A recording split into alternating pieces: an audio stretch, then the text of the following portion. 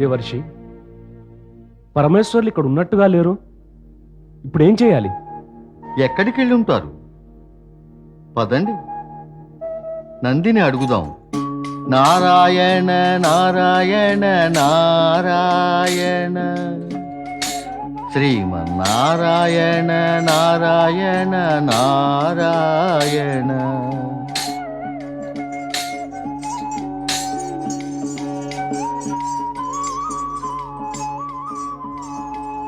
దేవర్షి నారదులకు, దేవేంద్రులకు, దేవతలకి నా ప్రణామం. కళ్యాణమస్తు. కళ్యాణమస్తు నంది. నంది, పరమేశ్వరులేరి? ఎక్కడికి వెళ్ళారో ఏమో, ఇంతదాకా ధ్యాన సమాధిలో ఉన్నారు. అకస్మాత్తుగా అదృశ్యులయ్యారు. కానీ అదృశ్యులై ఎక్కడికి వెళ్ళి ఉంటారు? తిరిగి ఎప్పుడు వస్తారు? ఈ విషయంలో అధికారపూర్వకంగా ఏమీ చెప్పలేను. పోనీ అనధికారపూర్వకంగా చెప్పగలవా? తమరు పరిహాసం చేస్తున్నారు దేవర్షి. అపకారం అన్యాయము చెయ్యను, కేవలం పరిహాసమే చేస్తాను. ఇప్పుడేమవుతుంది దేవర్షి? జరిగేది విధి విధానాన్ని బట్టే కదా. ఏమిటా విధి విధానం? అదే కనుక తెలిసిపోతే ఇంకా మిగిలేదేముంటుంది కనుక. విధి విధానము రెండిటికీ గౌరవమే ఉండదు అసలు. అయితే మేమింకా పరమేశ్వరుని కొరకే నిరీక్షించాలా? ఎప్పటిదాకా నిరీక్షిస్తారు? ఎప్పుడొస్తారో ఏమో. నాకు ఆయన దర్శన భాగ్యమే కలగలేదు. ఆ భాగ్యం మాకు కలగలేదు. మరి నేను అనుకోవడం దేవేంద్ర, మనమిక్కడికి రాకమునుపే పరమేశ్వరునికి మన రాక గురించి పూర్తిగా తెలిసిపోయింది. అందుకే మనకు దర్శన భాగ్యం ఇవ్వకుండా ఉండటానికి వారు అదృశ్యులయ్యారు.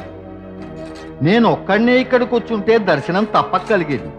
కానీ మీ వల్ల నాకు కలగలేదు.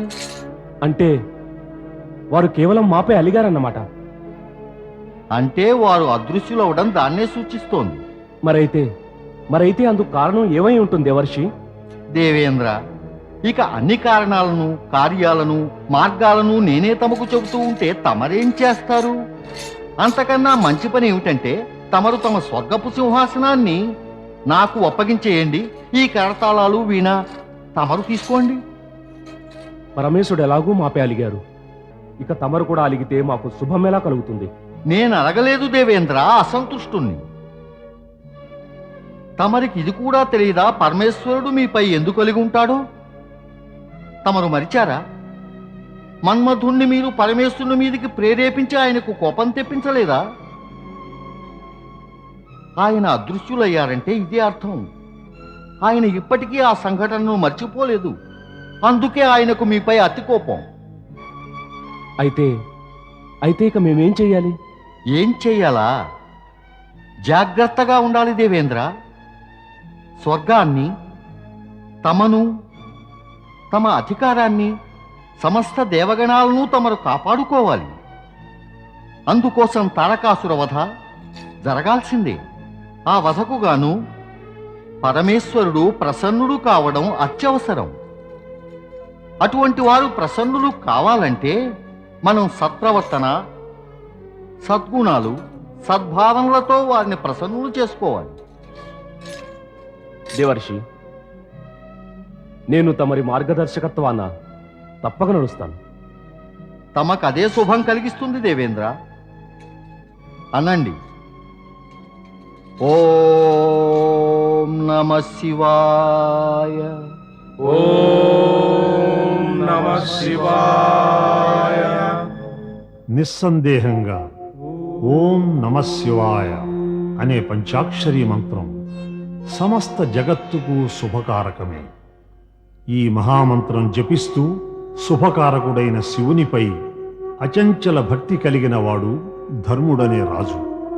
అతని కుమారులైన నరనారాయణులకు ఏకైక లక్ష్యమేమిటంటే పరమేశ్వరుని దర్శించి తమ జీవిత భాగ్యం పొందటం. నరనారాయణులు పరమేశ్వరుని పూజార్చనల్లో ఎంతగా నిమగ్నులైపోయారంటే వారికి రాత్రి పగలు, ఎండా వాన, ఉష్ణ శీతలాదుల గురించిన విచక్షణే లేకపోయింది.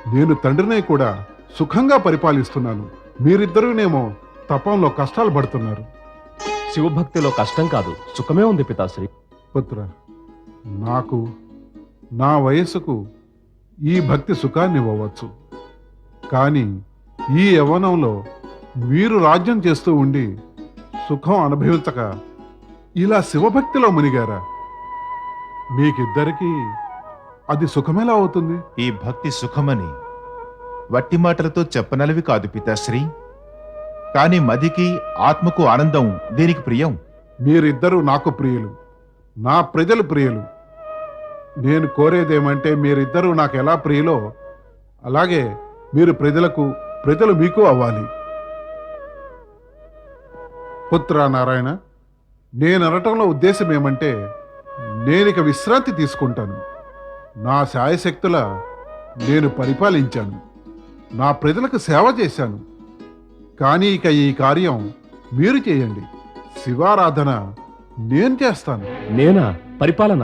వద్దు పితాశ్రీ, ముమ్మాటికి వద్దు. నేను పరిపాలనకు యోగ్యుణ్ణి కాను. ఈ పన్ని తమరు సోదరుడు నరుడికి ఇవ్వటం అత్యుత్తమం. మీరంటున్నది ఏమిటన్నయ్యా? తమరే పరిపాలనకు అయోగ్యులైతే మీ చిన్న తమ్ముడు యోగ్యుడెలా కాగలడు? పితాశ్రీ, అన్నయ్య రాజ్యభారాన్ని నిర్వహించడానికి తగినవాడు, సమర్థుడును. సోదరా, నీవు నా శివభక్తిని చెడగొట్టి పాపాన్ని ఎందుకు చేస్తున్నావు? నాయనలారా, మీరిద్దరూ తర్కంలో పడ్డారా? నేను అన్నదేమిటో సరిగ్గా వినేలేదు. పితాశ్రీ, తమరన్నదేదో అన్నయ్య నారాయణుడితో అన్నారు. అతను పెద్దవాడవటం వల్ల రాజసింహాసనానికి వారసుడు అతడే. కాని శివభక్తి కోసం ఇతడు నన్ను రాజసింహాసనపు లోభము, మాయలలో పడివేసే పాపం చేస్తున్నాడు. నేనేమో సాంప్రదాయాన్ని వివరించాను, తర్కించటం లేదు. తమ్ముడు, నీవు నీ పరిధిని అతిక్రమించబోకు. నీవు నాకు తండ్రి గారికి సాంప్రదాయం గురించి నీతులు చెబుతున్నావా? నాకు నాన్నగారికి తెలియదనుకున్నావా? ఆయన ఇక విశ్రాంతిని కోరుతున్నారు, మరి నేనేమో శివారాధన. అందుకే నీకు చెప్పాం, ఇక నీవే పరిపాలనా బాధ్యత స్వీకరించు. ఇదే నాది నాన్నగారిది ఆజ్ఞ.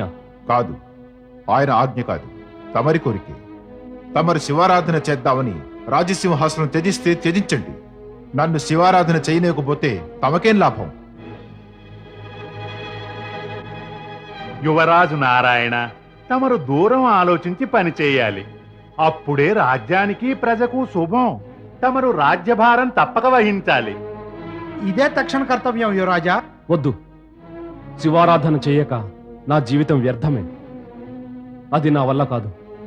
పుత్ర, నారాయణుడికి రాజ్యపాలన ఇష్టం లేకపోతే పరిస్థితిని అర్థం చేసుకుని నీవీ బాధ్యత స్వీకరించు. పితాశ్రీ, మరి అన్నయ్యే శివభక్తి నుండి విముక్తుడవలేకపోతే అతడికన్నా చిన్నవాణ్ణి, మరింత కోమల హృదయుణ్ణి ఎలా శివభక్తి మారగలను? క్షమించండి పితాశ్రీ. ఎలాంటి పుత్రుడివి? నీవు నీ తండ్రి ఆజ్ఞనే స్వీకరించలేవా? ఓ విషయం తెలుసుకో, నీ మొండిపట్టు నా మనసునేమీ మార్చలేదు. నేనిక దృఢ నిర్ణయానికి వచ్చాను. నేను నా రాజ్యభారం త్యజించి వనానికి వెడతాను. ఇక ఈ రాజ్యంలో అరాజకం ప్రబలితే దాని పూర్తి బాధ్యత నీదే కాగలదు. అందుకు కారణం నీవే అవుతావు. అందుకు సమాధానం ప్రజలు నిన్నే అడుగుతారు, నిన్నే. తమరు కోపగించకండి పితాశ్రీ. పెద్దలు చెప్తారు, కోపం వల్ల మంచి జరగదు, మరింత హాని కలుగుతుంది. తమరి ఆజ్ఞానుసారం నేను గనక సింహాసనం అధిరోహిస్తే నా తనువు అక్కడుంటుందేమో కానీ నా మనసు మాత్రం ఎప్పటికీ శివుని ధ్యానంలోనే లీనమై ఉంటుంది. దానివల్లేం లాభం? అయితే నేనేం చేయాలి? మీరేమో మీ భక్తిని త్యజించలేరు, నేను రాజ్యభారాన్ని త్యజించకుండా ఉండలేను. అయితే ప్రజల గతి ఏం కావాలి? ప్రజలను ఎవరు ఆదుకుంటారు? వాళ్ళ సంగతి ఎవరు చూస్తారు? ప్రజలకు తమ బాగోగులు తామే చూసుకునే అవకాశం ఇవ్వండి పితాశ్రీ. వారందుకు సమర్థులే. ఏమిటి ఏమిటన్నావు? ప్రజాప్రతినిధులకు రాజ్యభారం అప్పగించి ప్రజాస్వామ్యం అనే కొత్త సంప్రదాయం మొదలుపెట్టండి మహారాజా. రాజ్యం వల్ల, రాజు వల్ల కలిగే కష్టాల నుండి ప్రజలు ముక్తులవుతారు. ఏమిటి? ప్రజలకు రాజు వల్ల కష్టాల? విధాతయ్యే సాక్షి, మాకు మా ప్రజలు సదా సంతానమే. ఎప్పుడూ వారి కష్టాలను తీర్చడానికే ప్రయత్నించాం కూడా. మీ ఆలోచనలు, కార్యాల గురించే చెప్తున్నారు.